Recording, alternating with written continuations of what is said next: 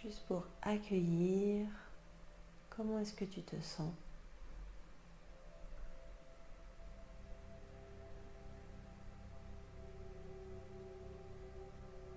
Juste vibrer, respirer avec l'instant présent et ce qui te traverse.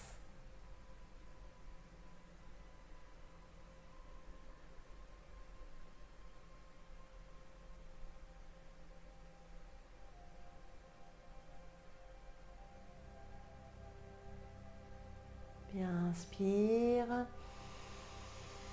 et expire. Tranquillement, tu vas pouvoir ouvrir les yeux, revenir ici parmi nous. Super, j'espère que tu te sens bien après cette pratique de méditation. Je serais vraiment très heureuse de pouvoir lire comment est-ce que tu te sens après avoir médité avec moi. Ça me ferait super plaisir de savoir que ce que cette méditation a pu t'apporter. Si tu as des questions aussi, n'hésite pas à les poser en commentaire, je serais ravie d'y répondre. Et puis si cette méditation t'a plu, pour me soutenir, je t'inviterai à liker la vidéo et pourquoi pas à la partager à quelqu'un de ton entourage à qui ça ferait beaucoup de bien. Voilà aujourd'hui pour cette pratique. Merci beaucoup pour ta présence et on se retrouve très vite pour une nouvelle séance. À bientôt. Ciao.